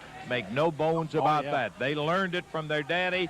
And while I don't understand what's going on in Bob's mind, Adam, I'm going to have got himself some sons that fast can get in there and go. this a little He's bit, got some so dynamite, if and you we'll would be bring seeing them here in you action and today. Pat on Steve the and screen Jesse and give me a James minute to do Armstrong. that. As they make their way to the ring area now, the Armstrongs, along with Tracy's mother. All right. So it's me and you now, Pat. So far, man, just what really good stuff we've seen so far with the Smoky Mountain, and man, Bob Armstrong and both the boys there with him, and Tracy Smothers, Billy Jack Haynes changing sides there, and this whole thing going on with USWA. And I mean, how many times can we talk about Lance? It doesn't matter if it's Lance and Dave or Lance and Corey. Lance just putting everything out there in such a conversational style, you feel like you're just listening to your buddy Well, our next to day you. is made. We're going to see the Armstrongs out here again. One thing about it, with all of the rudeness and all of the things that those guys pull, they are tough and can wrestle. Make no bones about that. They learned it from their daddy. And while I don't understand what's going on in Bob's mind, brother, he has got himself some sons that can get in there and go. He's got some dynamite, and we'll be seeing them here in action today. Steve and Jesse James Armstrong, as they make their way to the ring area now, the Armstrongs, along with Tracy's mother. That's another part of this group that I tell you, you just don't know about. Well, I am so disappointed in the attitude Well, I'll tell you, there's too many Tracy people gone in Smothers this. has developed in these last segment. years. That son of a gun used to be one of the You're nicest absolutely guys right, I ever man. saw around. And The answer to all four of your conditions is no. We're not doing any of them. there's the answer right Let there. me tell you, I'm not accepting that answer. I'm going to give you another chance. Think about this, Randy Hale. Think about what could happen to you. All you've got to do is say, yes, Bob, I am a coward. I do quit the company and get out of here. You'll save yourself a lot of trouble and a lot of pain. Let me tell you. Bob, think you've about been it. around here a long time. I've had wrestlers since I got started in wrestling trying to intimidate me, people trying to intimidate me. I know you could beat my brains out. I know that. But I have a responsibility to this TV station, and I'm not going to give in to you, Bob. The answer is no. Now get out of here. Now, you're trying to get You a know physical what? confrontation. He's not a If he wrestler, was, Bob. you know, if he was half a man, I would slap him. But you know, he's so skinny, he has to dance in the shower to get wet. There's a lot. Ridiculous. You're coming out here, and son, I'm telling you to get out of here. I'd rather die than to say that I'm a coward. I'm not going to do it, Bob. You know, I'd maybe rather we die. could just arrange that, all right, Randy. come on You now, wish Bob. you- Don't yeah, start Get that. your hands off of me, Hey, Bob. man, don't worry about that. Get your hands off of me, damn it. Get off of me, Bob, for crying out loud. Will you let go of me? You're gonna do it now, Randy, huh? Boy, you're really making a fine point. Whoa, Eddie Marlin! Here comes the cavalry. And this interview not scripted. He just knew the story. And Corey tossed him that chair. It's just nice and take. I want you, everybody, the audience, Pat, Adam, to listen to the emotion. Personal issues draw money. As much as you can get it real. Well, I'll tell you, Eddie, And you Eddie, have not been by here in gosh, a long starts time, real. but I'll This is guarantee one of you my one favorite- thing, you sure my favorite showed Eddie up at the Marlin right promo time of here all today. time. That's ridiculous, stuff like that with Bob Armstrong. You're right, Lance. It's ridiculous. You know, Lance, I hadn't been here in a long time, but some of the fans know, of course you know, February the 24th, probably one of the worst days in my life. I had to go down to Lexington, Tennessee, and go to Eddie Gilbert's funeral. Yeah. When I got home, my life really turned around. My wife had congestive heart failure, and I like to lost her. Yeah, I know. It was touch and go, Eddie. And we got that straightened out with a lot of prayers, a lot of well wishes, and she's doing okay now.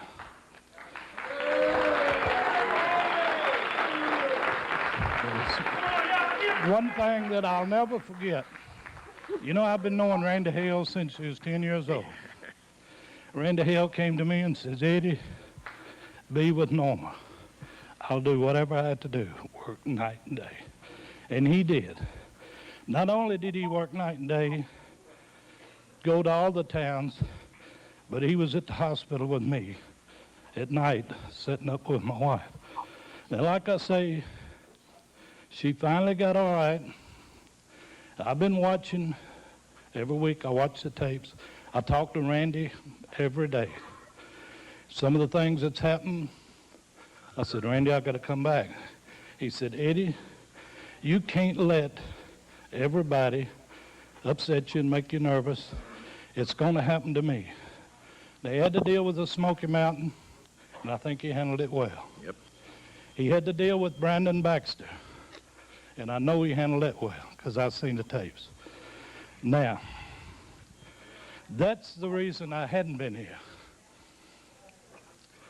This is the reason I'm here. Now, Randy Hale, like I said, he worked night and day, and he came to the hospital. He set up with me. Randy Hale is like a son to me. Been knowing him since he was 10. He handled the Smoky Mountain. He handled Brandon Baxter. But when Bob Armstrong came out on this TV last week, and slapped Randy Hale, there's no way in the world I could sit home and wait and find out what he was going to do this week.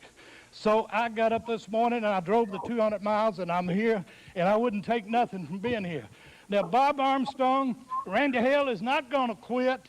He's not going to say he's a coward. He's not going to give in to the Smoky Mountain thugs that you're part of.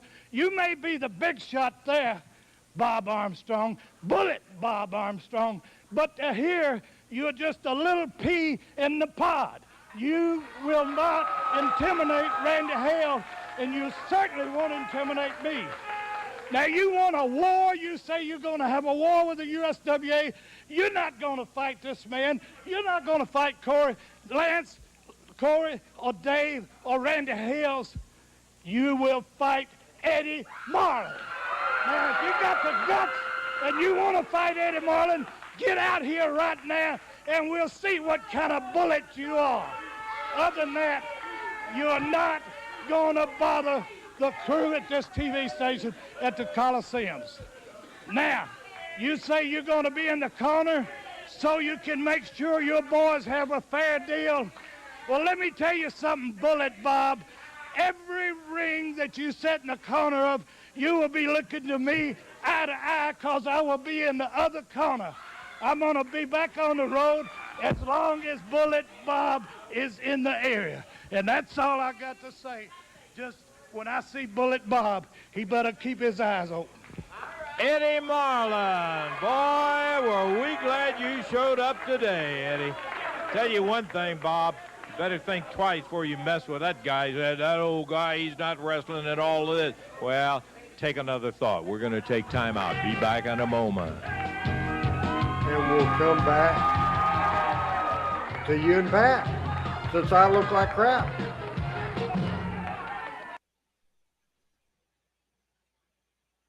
All right. Well, he put my profile picture up there. So the homework, part of the homework is to watch this back. And the whole show has been real strong, Pat. But that interview absolutely put it over the top. Absolutely. Your thoughts? Mute your microphone. You're good. Okay. You know, my thoughts are this, and this goes back to what we were talking about earlier. You know, and we were talking about the current Memphis wrestling stuff, and it's, you know, high spot this, high spot that.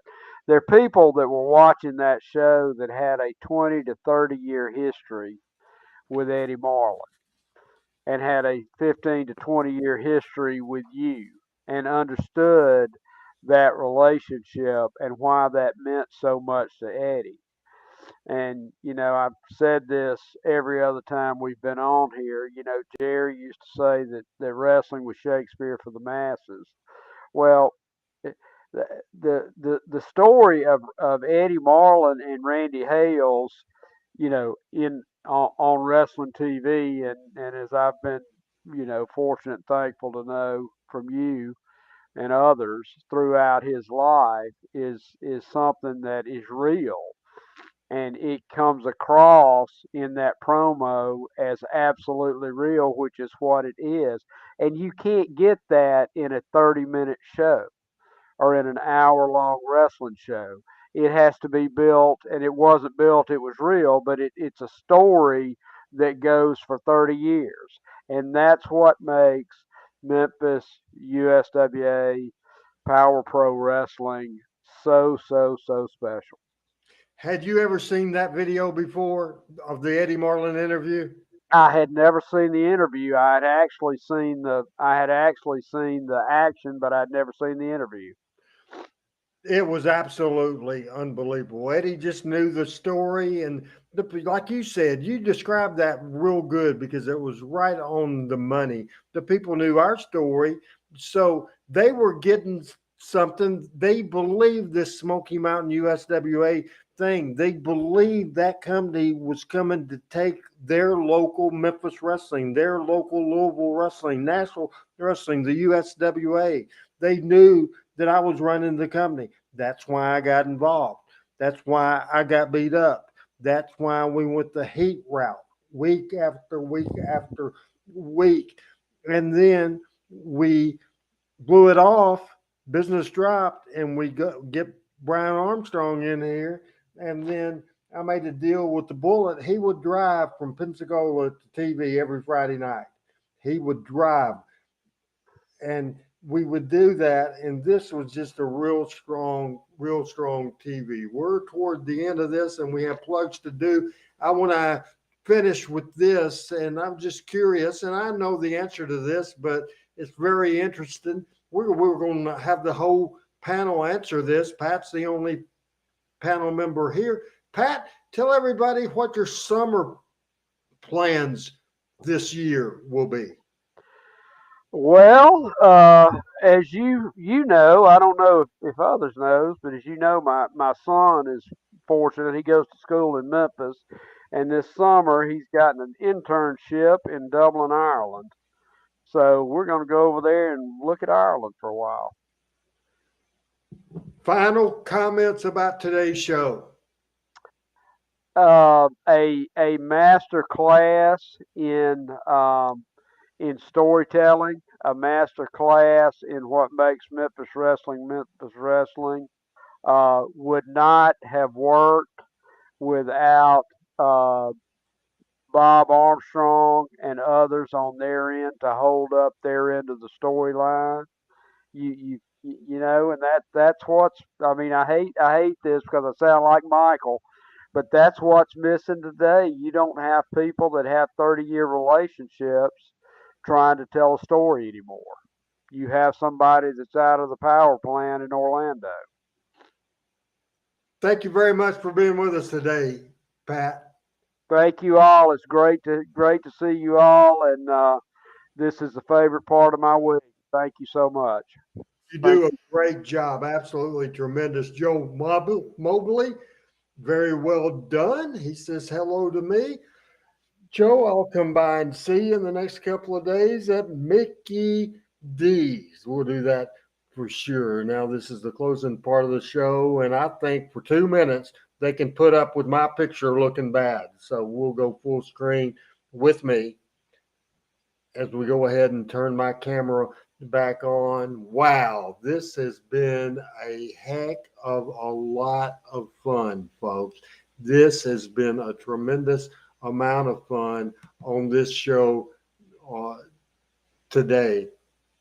No doubt about this. Now, has some plugs for you right now that we want to do. Tomorrow morning is Wednesday morning, and I will be on the front row with Bud Row. There's a caption figured out for that as well. It's at 953theticket.com. I will be on there at 9 o'clock Central Standard Time in the morning, and you can go listen to it at 953theticket.com. So be sure to check that out on the World Wide Web, 953theticket.com. And after 9 o'clock Central Standard Time, we will be taking phone calls for me as I will be rolling in about 9 o'clock. And you can call and ask questions, make comments, and would love for you to do that at 870-930-3776. And we'll make sure that Adam leaves that up there until we go off the air, which is just a few minutes from now. Next Monday night, it's the Power Hour. I believe we're coming up on a sensational show, the aftermath of last week's show, which was the debut of Jim Cornette. And another wrestling war was started all these years later on August the 7th, 1999. That show from last night is in the live section of Randy Hales' YouTube page. Be sure to check that out. Also, if you click live, you can see the live shows. Also, if you click videos, I put the entire show we watched today up there, the USWA show, and I put this August the 7th Power Pro Wrestling show, the debut of Jim Cornette, and a great confrontation between me and Jim Cornette. Want to see if any new people, and again, that number to call me is yesterday. Ronnie liked the show. I love your comments. Tanner, I am sorry you missed most of the show, but very strong show. Alan, I appreciate it very much. I appreciate you being on the show. I appreciate Adam Dunn for filling in and co-hosting as I had to go away, and Adam will tell me what in the world I can do to fix that sucker a little later on. Not the first time that it's ever done it. First time it's lasted that long. Pat Trammell did a great job. We missed Chris. We missed Michael St. John. And my man Al Tuttle missed a hell of a show. You got to go back and watch it. For all my guys, for you guys of Team Hales, this is Randy Hales. Good night, everybody, and bye-bye.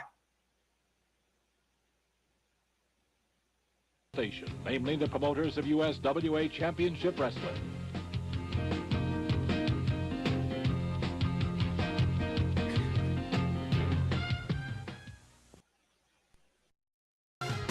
Talking Memphis Wrestling with Randy Hales and special guests.